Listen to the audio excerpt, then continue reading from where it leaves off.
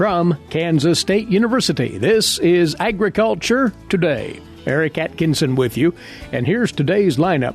During his weekly grain market segment, K-State's Dan O'Brien will focus on his new analysis of potential row crop profitability, comparing current grain price trends to the projected direct and total production costs. Then K-State's Ganga Hettiarachchi will tell about the findings of her new study of phosphorus applications to calcareous soils. She compared granular to liquid phosphorus sources and found important differences in phosphorus availability to the crop in those high pH soils. And once again, we'll catch up with K-State's Mary Knapp to take a look at Kansas agricultural weather. All that and more straight ahead on Agriculture Today. Make hand washing a healthy habit everywhere you go. Wash your hands with soap and water for at least 20 seconds, especially after going to the bathroom, before, during, and after preparing food, and before eating. If soap and water aren't available, use a hand sanitizer that has at least 60% alcohol. Life is better with clean hands. A message from the Centers for Disease Control and Prevention. Thanks for listening in once again. You're tuned to Agriculture Today as we visit once more with Dan O'Brien, grain market economist for K-State Research and Extension. Dan from his office in Colby, Northwest Kansas. This is all about, again, Dan, navigating the violent coronavirus market waters right now. But there are these little shreds of hopefulness in the markets as well. Well, that's right. In the short run, there are concerns about the livestock feeding industry and also about the ethanol industry. The ethanol industry, along with taking a shot from the likelihood of decreased travel and fuel demand, also is being affected by this Saudi Arabia versus Russia battle in the oil markets for dominance, and with the U.S. being also affected by that as Russia looks to establish market share in the world market. Anyway, got all those things going on. So I guess it behooves us then to come back and look and see where are the futures at right now. And actually, as you were saying last week, there is that tone of resiliency in these markets. Well, so we've just taken these body blows in the corn market, and May corn was down yesterday, closed at 345.5, D's at 363. We've certainly seen prices much higher than that, hoping for that, but D's corn hasn't fallen to $3, or even the upfront numbers have it. For soybeans, yesterday closed 843 for the May contract, new crop 848, really kind of a level situation. And I would say across hard red winter wheat futures as well as soybeans and corn futures, not much in the way of carry.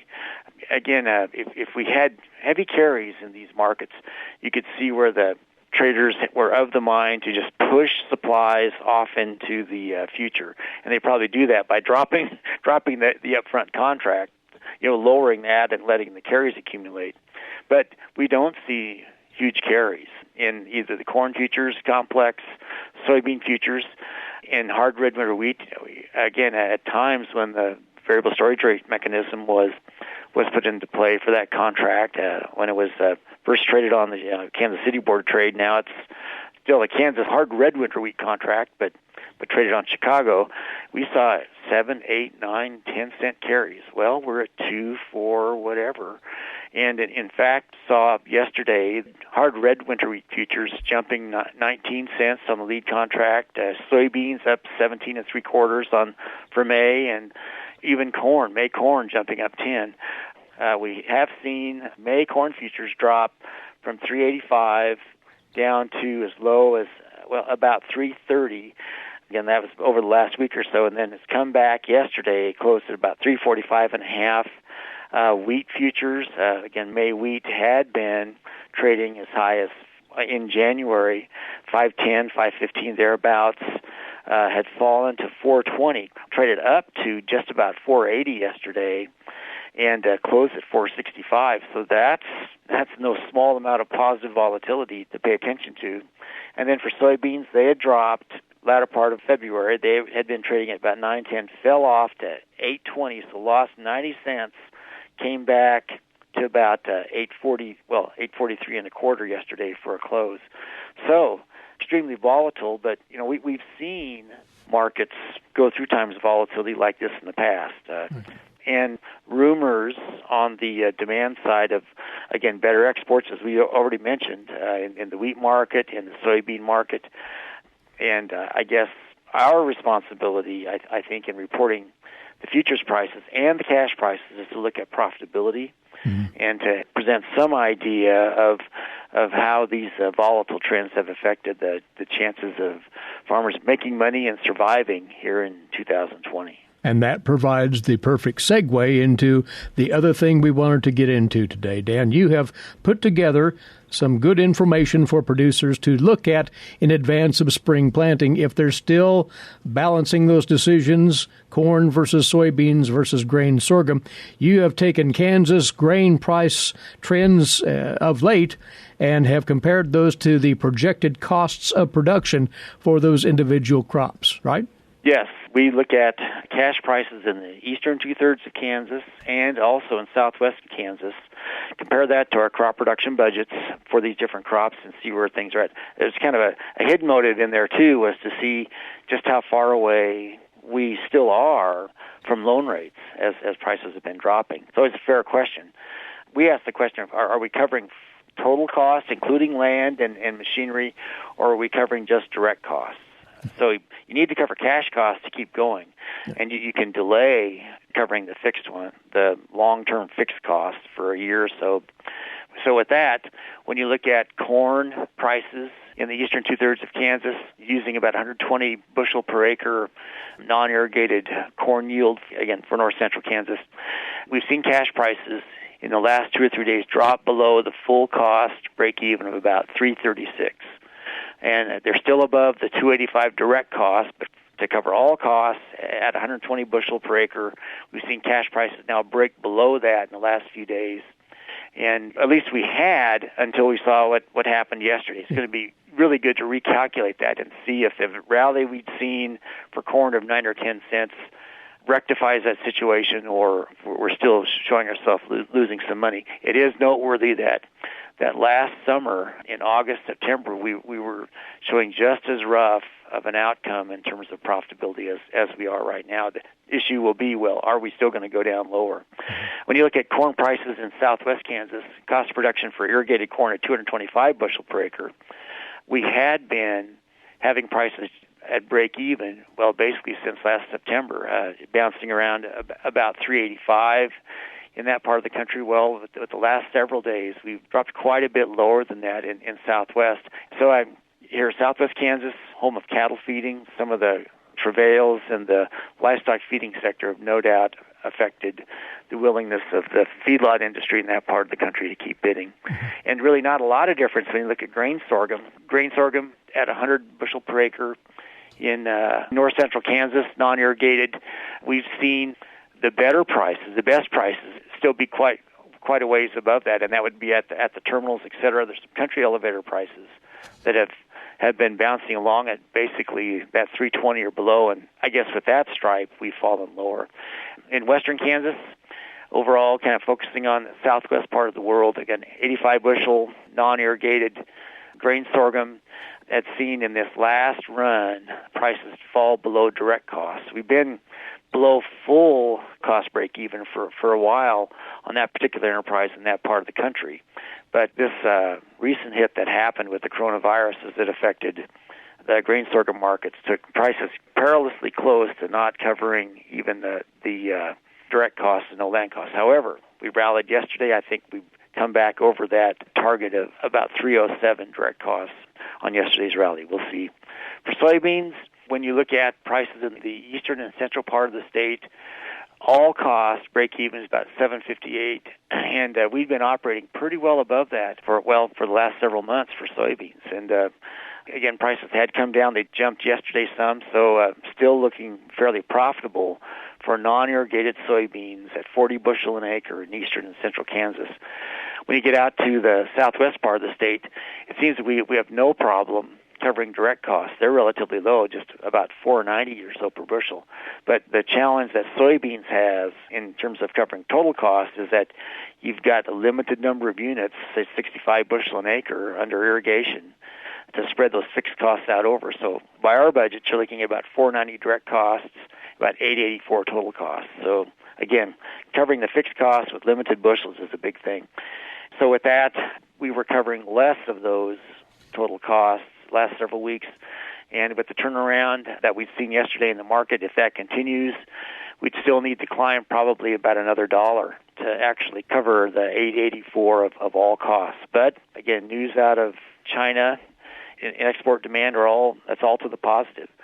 So when you look at these things and you do a broad stroke, without question, what happened the last week or so in the markets certainly have taken our cash prices down towards, and in some cases, below break-evens.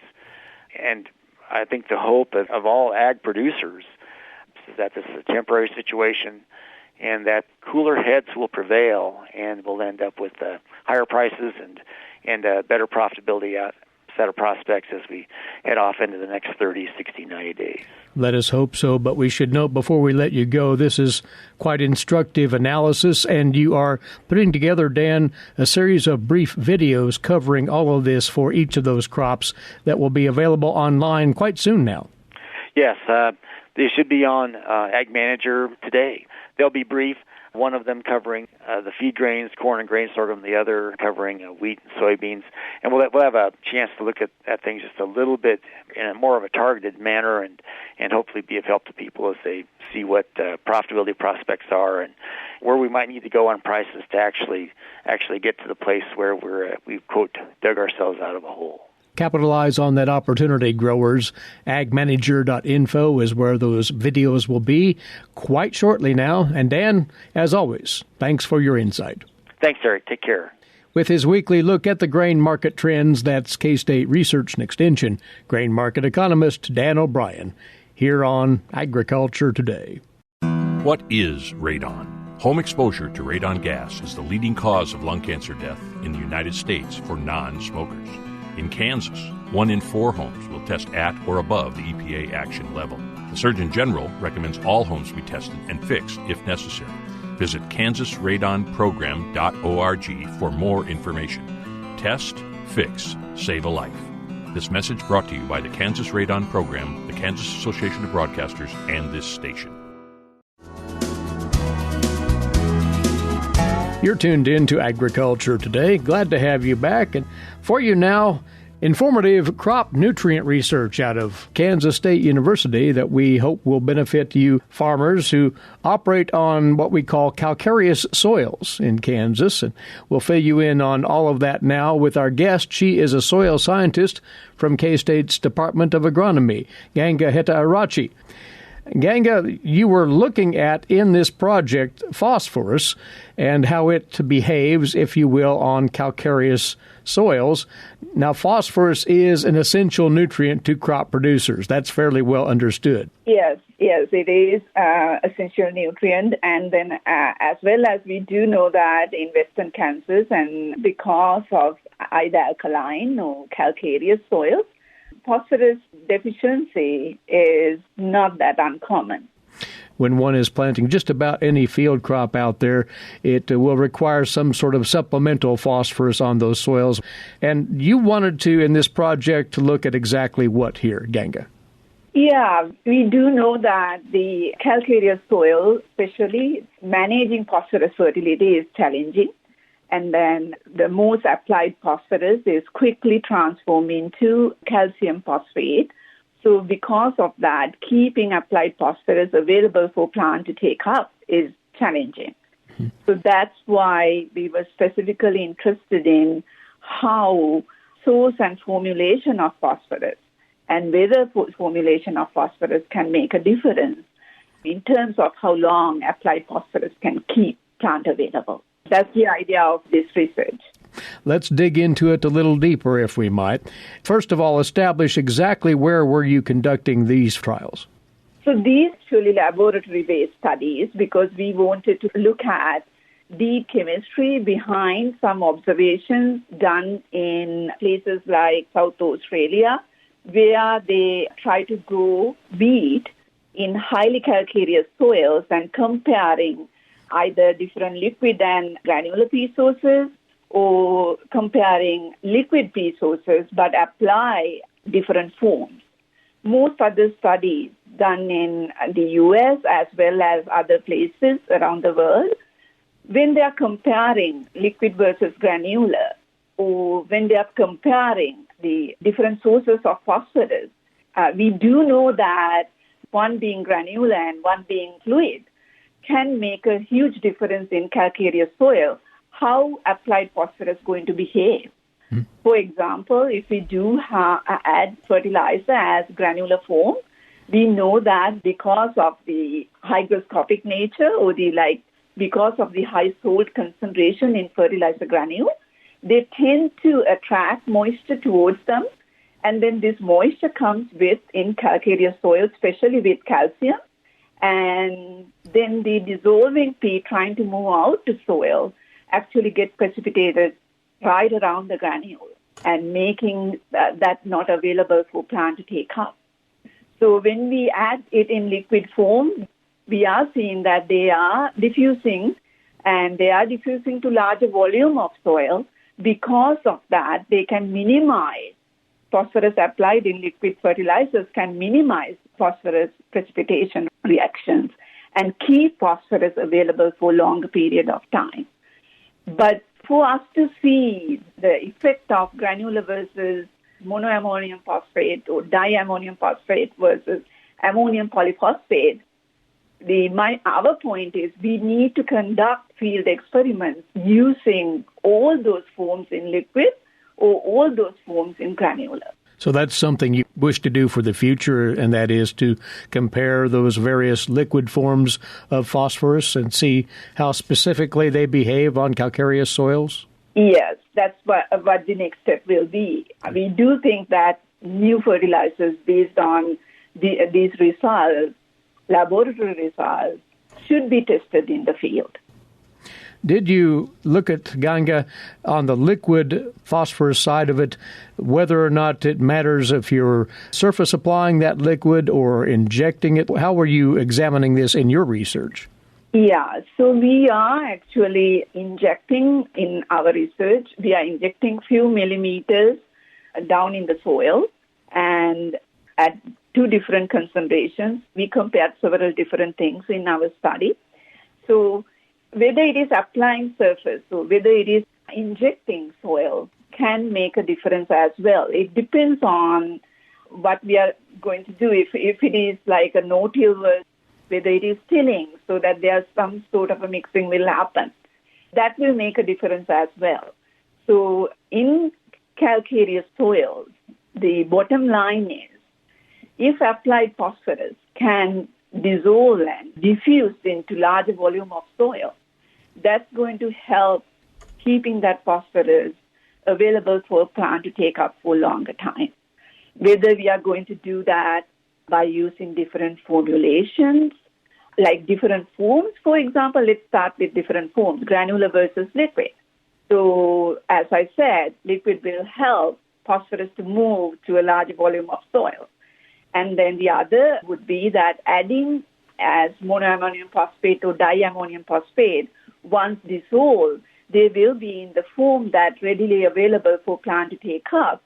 That's going to have benefits because then that phosphorus source is going to act like a slow-releasing fertilizer. Mm-hmm. So that is beneficial in calcareous soils because that is going to slow down calcium-phosphorus precipitation. And if you take that one further then, if you consider all of that, that basically means that producers could save on the volume of phosphorus they actually have to use to raise a crop. They can actually economize on those applications, right? Correct. So although we are not actually practically acknowledging that phosphorus fertilizer choice can make a big difference, how it is going to behave in soil, whether it is going to be plant available or whether it is quickly turned into something that is not available for plant. So that needs to be practically acknowledged. So that's what the message that our research findings, although it is conducted in lab, since we have an idea about, since we did actually took it further into looking at phosphorus speciation differences in those soils when we apply as either monoammonium phosphate or diammonium phosphate versus ammonium polyphosphate. So we do have good understanding what is happening when you add these different sources to calcareous soils and why we should really consider PSOs when fertilizing calcareous soils, challenging calcareous soils. And there's yet another consideration here that comes of this. If that phosphorus is being more readily used by the crop, that means it is less prone to runoff from the field, which has environmental connotations. Correct. So it is not going to be, not only it's going to be actually economical for farmers, but also it is going to be environmentally more friendly. So we will have less P remaining in a soil, or farmers could, to begin with, add a little less phosphorus, and that way they can minimize phosphorus runoff or phosphorus in some cases moving downward, or tile drainage and things like that, basically protecting our water resources. Very well. Well, as you say, you have more work that you're planning on doing in this area, comparing those liquid phosphorus fertilizer sources and how they behave on these high alkaline soils. And you're going to look at other nutrients for this same purpose, you think? Yes, we are currently looking at micronutrient as well, more specifically zinc fertilizers, and how we can make zinc fertilizers more efficient and effective in challenging soils. So again, alkaline or calcareous soils, we do know that micronutrients such as zinc and iron deficiency is common. So to correct that, we do need to apply zinc and iron fertilizers. And then what's the most efficient forms of zinc fertilizers? That's what our micronutrient research currently focusing on. Well, anxious for more results as you pursue this, but this particular set of findings very helpful to our producers who are growing their crops on calcareous soils. We have a great number of those in western Kansas as to how they might better manage, in this case, their phosphorus fertilizer applications for better efficiency. And we appreciate you sharing the word from this just-released research, Ganga, and good luck with taking it the next step as you move forward. We appreciate your time. Many thanks to you. Thank you, Eric. Thank you for giving me this opportunity. Absolutely. Happy to do it. Ganga Hettiarachchi is a soil scientist at Kansas State University. Again, what they've discovered is the use of liquid phosphorus sources has its advantages over granular phosphorus sources when applied to those calcareous soils. And we'll be back with more after this break. You're tuned to Agriculture Today. Legal and financial concerns surround the day-to-day management of the agricultural industry. Producers, ag creditors, and USDA agencies rely on Kansas Agricultural Mediation Services. If you've received an adverse decision from the USDA or have an ag credit concern, call today 800-321-3276 or visit us online. Kansas Agricultural Mediation Services, exploring options, generating solutions. You're tuned in to the Friday edition of Agriculture Today, coming to you from the campus of Kansas State University. Eric Atkinson here. And for you now, today's agricultural news headlines in brief, these courtesy in part of DTN. The U.S. Department of Transportation issued a declaration waiving hours of service requirements for commercial vehicle drivers transporting a host of goods. Much attention on the items on the list, including medical supplies and equipment related to the testing, diagnosis, and treatment of COVID-19. But the order also applies to supplies and equipment needed for community safety and the mention of goods like food, paper products, and other groceries for emergency restocking of distribution centers or stores. The provision covering what are called immediate precursor raw materials that are required and to be used for the manufacture of essential items. That would be the most important provision for agriculture. Now, the Livestock Marketing Association said they've received official interpretation from the Office of the Transportation Secretary that livestock are considered to be one of the immediate precursor raw materials and are thus covered by this expanded declaration. Ethanol plants, meantime, have been responding to an eroding gasoline market amid the economic slowdown from coronavirus concerns and that oil war between Saudi Arabia and Russia. Ethanol companies have slashed production and are asking the federal government now for help as they fight to keep their operations viable. The ongoing economic shutdown to stop the spread of the coronavirus across the U.S. is driving down ethanol prices and demand for gasoline. The President and CEO of the Renewable Fuels Association, Jeff Cooper, said the industry's struggles with demand loss from small refinery exemptions already had made life tough on producers. In the past week, an increasing number of ethanol plants cut production and are moving toward shutdown, he said. Cooper called on the administration not to appeal that recent court decision that delivered a victory for biofuels on the small refinery exemptions. And he's calling on the EPA to return 500 million gallons of ethanol production back to the renewable fuel standard, as ordered by a federal court in another case. In a letter to President Trump this week, the RFA joined other industry groups asking for action to help companies continue to have access to credit. Cooper said the industry has had conversations with the administration about providing financial help for the industry. Well, the U.S. Trade Representative's Office this week notified Congress of our nation's intent to negotiate a trade agreement that could be the first ever with a sub-Saharan African country. Here's word on that from the USDA's Rod Bain. Announced earlier this week, the latest progress in expanding U.S.-Kenya trade relations that began last year. Tremendous relationship with Kenya. We have a lot of trade, getting bigger and bigger all the time. We're here to pursue and to strengthen our trade and investment ties, which are already very strong. With a White House visit to President Donald Trump by Kenyan President Uhuru Kenyatta, U.S. Trade Representative Robert Lighthizer formally sent notification to Congress of the Trump administration's intent to negotiate a trade agreement with Kenya. USTR Chief Agricultural Negotiator Greg Dowd says the deal would be the first between the U.S. and a sub-Saharan African nation and could serve as a model for future U.S. trade agreements with nations in that region. Kenya is stepping out to be a leader. U.S. wheat is among the top exports to Kenya, yet Ambassador Dowd admits biotechnology will be a potential challenge in negotiating an FTA with that nation. I'm Rod Bain reporting for the U.S. Department of Agriculture in Washington, D.C. And you're listening to Agriculture Today. Amidst all of the disruptions caused by the coronavirus pandemic, you farmers and ranchers haven't missed a beat, still on duty, bringing food and fiber to the American consumer.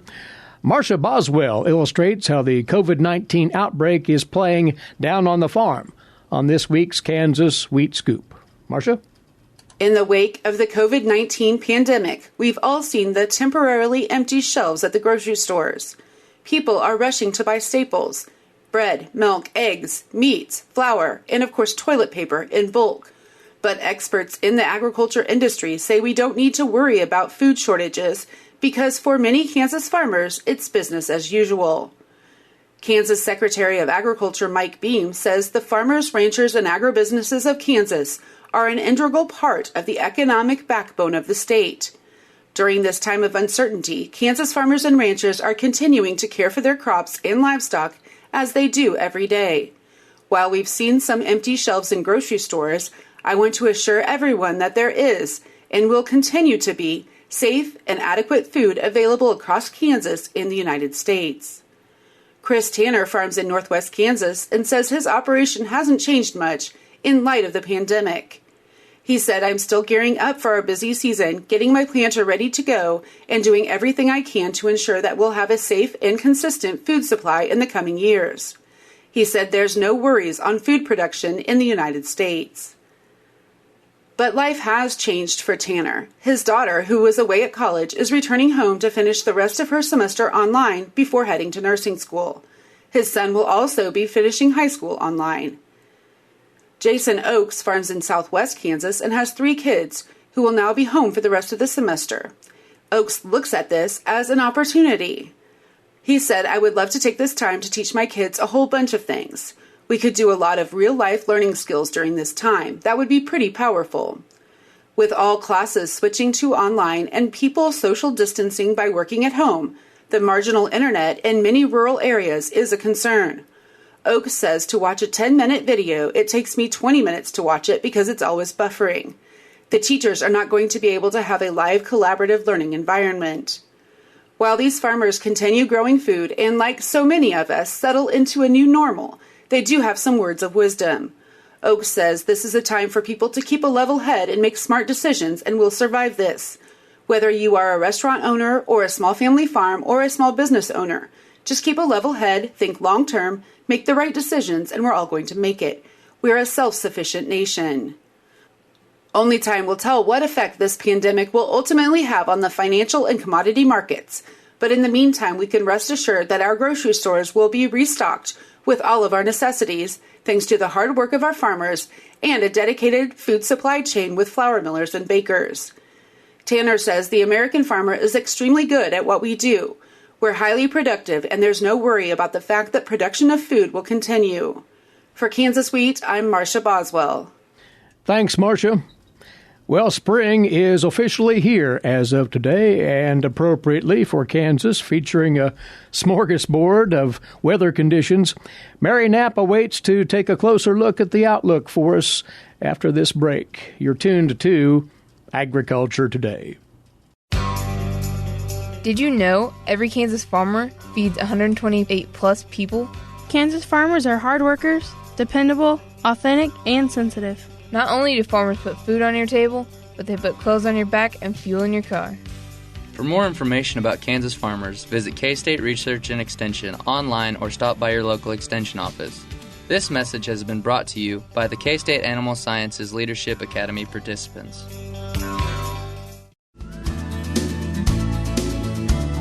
Closing out this Agriculture Today, it's our weekly stint on Kansas agricultural weather with Mary Knapp along with us from the Weather Data Library here at K-State, climatologist with K-State Research and Extension, of course. Well, Mary, in these times of uncertainty, one thing is certain, that we have what you would have to call classic Kansas weather in place as spring officially arrives today. The last few days, we've had a little of everything. Right. It started out, especially in the eastern part of the state, where we're looking at mild temperatures. We got a lot of cloud cover, but not so much as far as moisture, although we did get rain just about every day in the last week.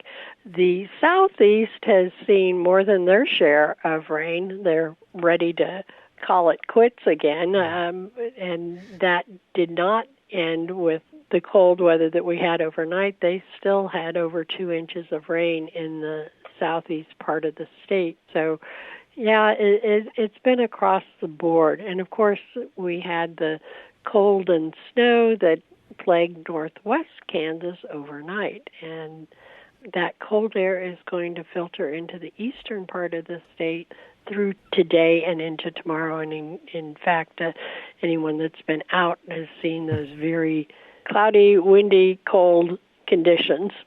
And on that very point, as you speak of the rapid shift from warm conditions to cold the past 24 hours, that is likely to raise an interest in the state of the winter wheat crop in Kansas, some of which was on the verge of breaking dormancy, if not having done so.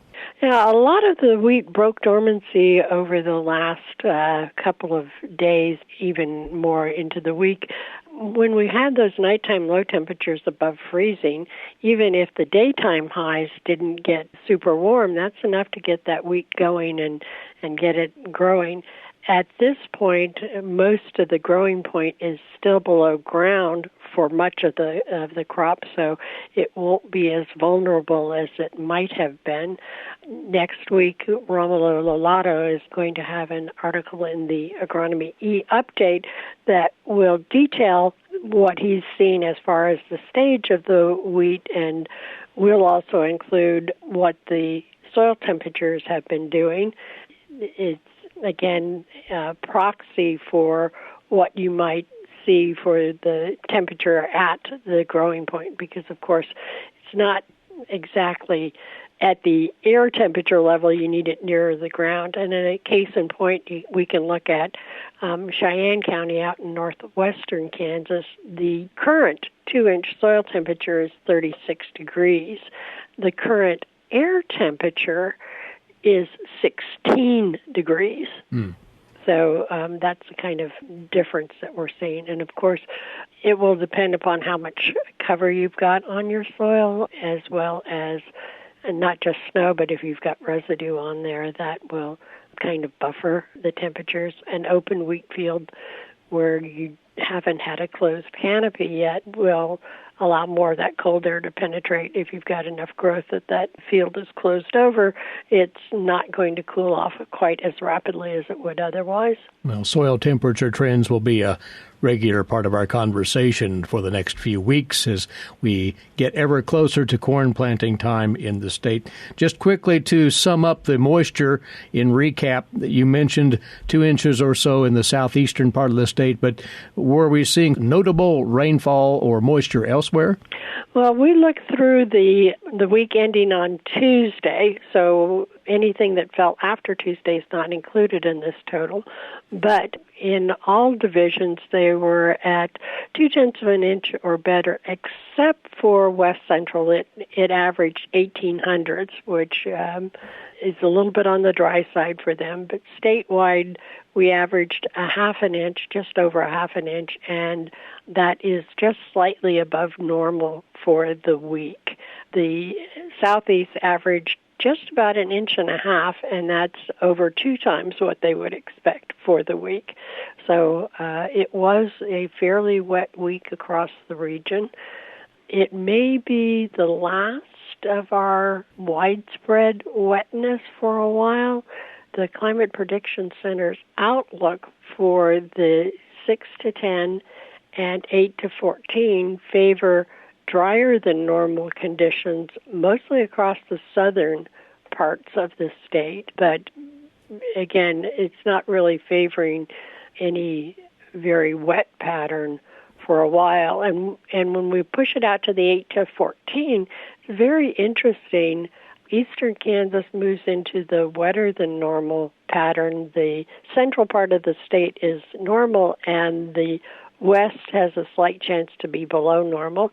The Rockies pretty much form a spine of drier than normal conditions with wet to the west along the Pacific coast and wet to the east, with it really centered over the Ohio River Valley. And so we're kind of in that middle area between the two patterns. And while we're looking forward, you say as well, Mary, the April outlook is officially posted. What's it suggesting?